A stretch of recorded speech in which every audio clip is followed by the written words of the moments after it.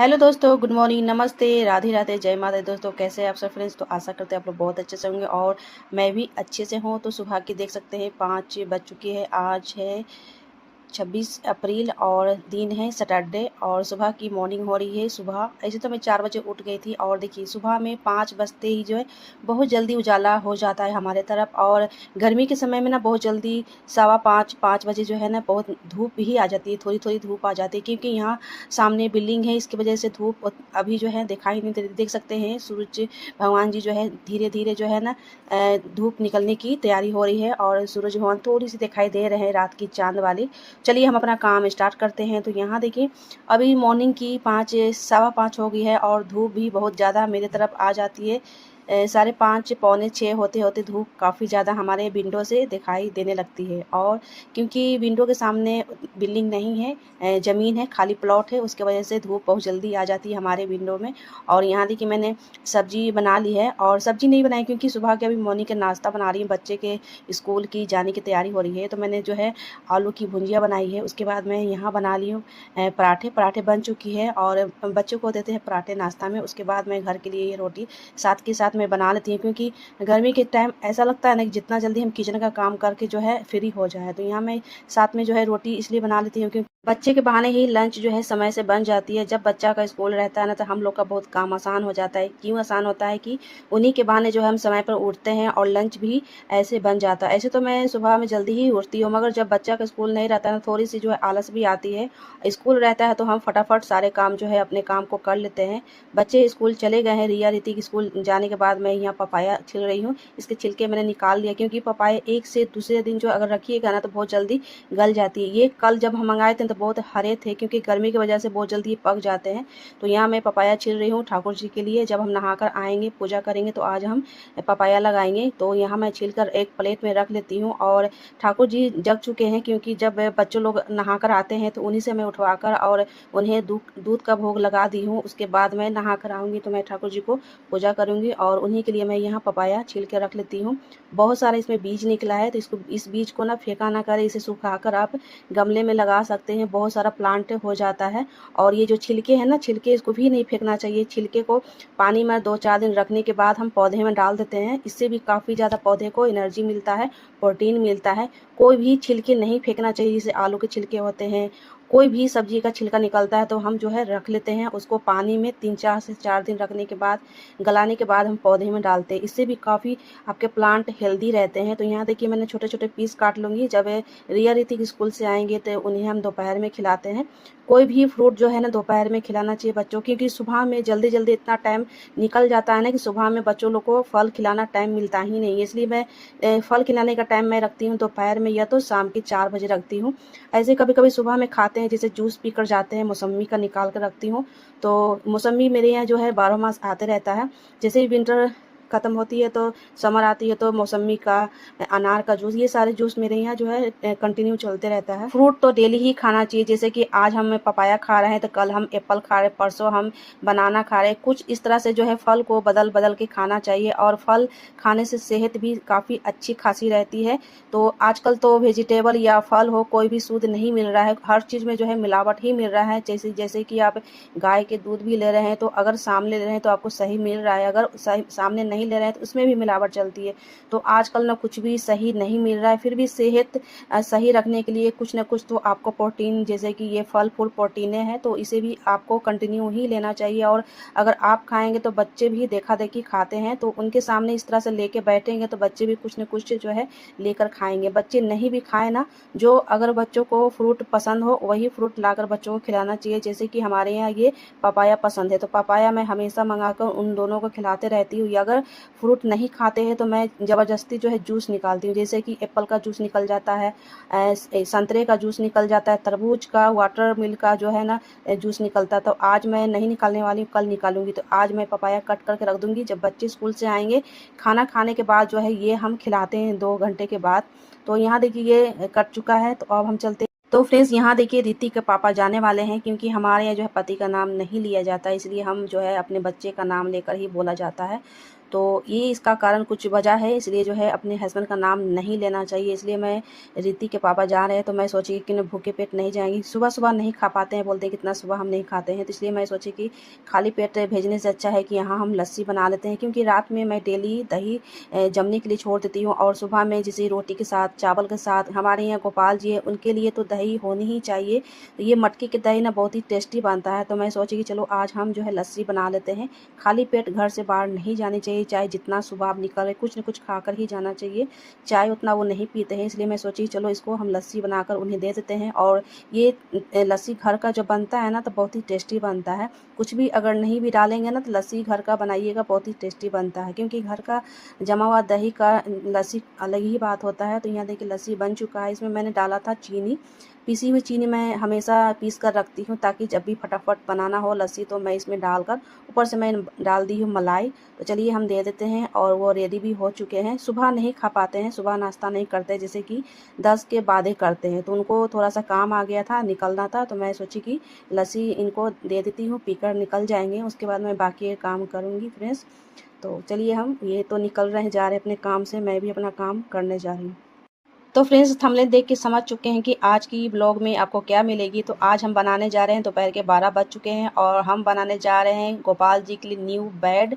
क्योंकि श्री जी जब से आए हैं तो छोटे वाले बेड पर जो एडजस्ट नहीं हो पा रहे हैं। क्योंकि पहले गोपाल जी सिर्फ थे तो छोटे वाले बेड पर अच्छे से आ जाते थे, मगर उस पर अब थोड़ी सी जगह छोटी पड़ रही थी, तो मैं न्यू बेड बना रही हूँ और इसी पर सोने का बैठने का सब कुछ इसी पर होगा। यहाँ मैंने 2 क्वेश्चन लंबे वाला बनाए हैं, 2 चौकोर बनाए हैं। तो चलिए हम बेड को बनाने के बाद दिखाते हैं कि कितना ब्यूटीफुल बना है, बहुत ही क्यूट सा बनाया मैंने। ऐसे तो ये कॉटन ही, थोड़ी सी फैब्रिक भी है, और यहाँ देखिए फैब्रिक के कॉटन रुई मैंने इसमें डाला है। उसके बाद यहाँ देखिए बनाने के बाद यही इसी चौकी पर हम बेड बनाने वाले हैं। क्योंकि जब से श्री जी आए हैं ना तो उनका लड्डू गोपाल का सिर्फ छोटा सा बेड था, तो उस पर अच्छे से नहीं दोनों आ पा रहे थे, इसलिए मैंने इस पर जुगाड़ लगाया है। ये पूजा की चौकी है तो इसे ऐसे ही रखा रहता था, मैंने इसी पर जो है श्री जी के लिए और गोपाल जी के लिए मैंने इसी पर जो है बेड बना दिया। इसी पर बैठेंगे आराम से, क्योंकि पहले वाले जो बेड थे ना बहुत छोटे थे, उसमें नहीं आ रहे थे गोपाल जी और श्री जी, तो इसीलिए मैंने इसे नया बनाया है और नया बेड बना दिया है। 2 कुशन बना दिया है लंबे वाले, 2 चौले वाले बनाए हैं चौकोर वाले, एक सोने का तकिया मैंने बना दिया है। और यहाँ देखिए बन चुका है, बहुत ही प्यारा बना। ऐसे तो मैं सोच रही थी कि थोड़ी सी वाइट में बनाऊँ, क्योंकि इससे भी पहले जो है पिंक कलर का बनाई थी, ये है ऑरेंज कलर का। इस तरह के पीस आपको कपड़े जो है ना मिल जाते हैं कोई भी लोकल शॉप पे। तो मैंने यहाँ इस तरह से बनाकर जो है अच्छे से इनको यहाँ रख दूँगी और गोपाल जी को बैठा के दिखाती हूँ। तो ये देखिए बहुत ही प्यारा से क्यूट से बन गया है।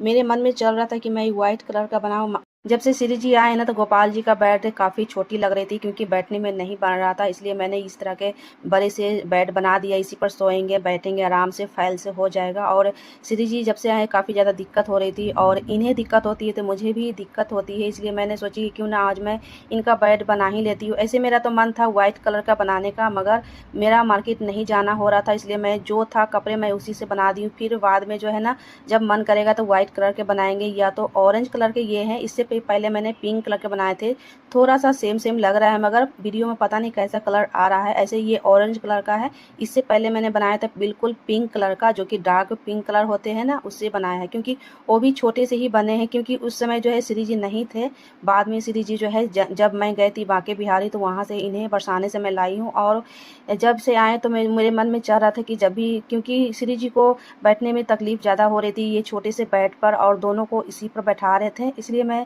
आज जो है ना मेरा मन किया कि नहीं आज मैं टाइम निकाल कर जो अपने श्री जी के लिए बेड बना ही लेती हूँ।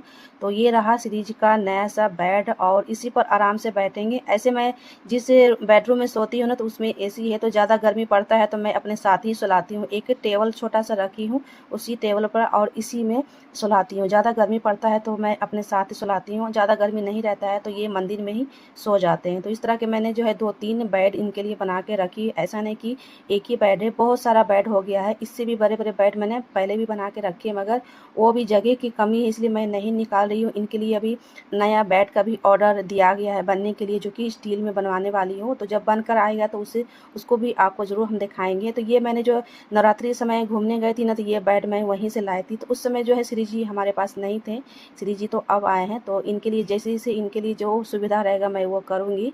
तो यहाँ देखिए बहुत आराम से बैठ चुके हैं, और बहुत यहाँ फैल भी लग रहा है, और इन्हें काफ़ी खुशी भी नज़र आ रहा है इनके चेहरे से, मुझे पता चल रहा है कि ये बेड ना इन्हें पसंद आया है बनने के बाद।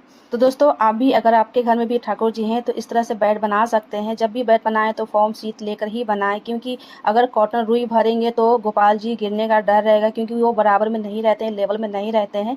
फॉर्म शीट जो रहते हैं ना लेवल में रहते हैं, बराबर रहते हैं, आराम से इस पर बैठाइए सुलाइए सब कुछ कर सकते हैं। और इसमें कॉटन रुई इसलिए मैंने नहीं भरा है क्योंकि फॉर्म शीट भी बहुत ही सॉफ्ट रहता है, उसे भी आप कपड़े के ऊपर लगाकर इस तरह से बनाकर बेड बना सकते हैं। तो ये इसमें जो है मिट्टी के कुल्हड़ है, इसमें मैं गोपाल जी के लिए पानी रखती हूँ, क्योंकि इसमें पानी बहुत ही ठंडी रहती है। या तो चांदी के लोटे में रख सकते हैं, या तो मिट्टी के इस तरह के जो कुल्हड़ आते हैं उसमें रख सकते हैं। मैंने ये चतनौमी में लिए थे, इनके लिए लाए थे, क्योंकि इसमें पानी बहुत ही ठंडी रहती है। और चांदी के गिलास हो लोटा हो उसमें आप रख सकते हैं गोपाल जी के लिए पानी। चांदी में भी पानी बहुत ठंडी रहती है, कांसे के लोटे में भी पानी ठंडी रहती है, क्योंकि गर्मी के अनुसार जो है हर चीज़ गोपाल जी के लिए देखना पड़ता है गर्मी के अनुसार। जैसे गर्मी आती है तो मैंने गर्मी के जो कपड़े अलग रखती हूँ, जैसे कि विंटर के अलग रखती हूँ। तो मैंने अभी 2 बनाया है। पहले के कपड़े जो लड्डू गोपाल के हैं तो सिंगल सिंगल है, तो इसलिए मैं अब जो है श्री जी अब आए हैं तो इनके लिए सेम सेम ड्रेस बनाना हो गया है। क्योंकि ऐसे तो गोपाल जी के लिए सिंगल ड्रेस बहुत सारे हैं, क्योंकि जब भी हम गोपाल जी को श्री जी को तैयार करते हैं तो सेम सेम रखना पड़ता है। इससे क्या होता है ना कि दोनों को काफ़ी सुंदर लगते हैं सेम ड्रेस में। आप चाहे तो अलग भी रख सकते हैं, मगर मेरा मानना है कि नहीं, दोनों का सेम ही ड्रेस होना चाहिए। और यहाँ देखिए इसे मैंने कल परसों बनाया था, क्योंकि ये घर का कॉटन कपड़ा रहता है ना, बहुत अपने हाथों से अगर बना के अपने कोई भी देवी देवता पहनाते हैं तो उसका अनुभव अलग ही होता है, मार्केट से लाने का पहनाने का अनुभव अलग होता है। तो यहाँ देखिए ये सुबह में इनका श्रृंगार हुआ था, दोपहर में मैंने इन्हें शयन कराई थी तो मैंने इसे निकाल दिया था, क्योंकि पहनाकर शयन कराना जो है इन्हें उचित नहीं रहना चाहिए। तो जब भी हम सुलाते हैं दोपहर में तो सारा श्रृंगार हटा देते हैं, निकाल देते हैं।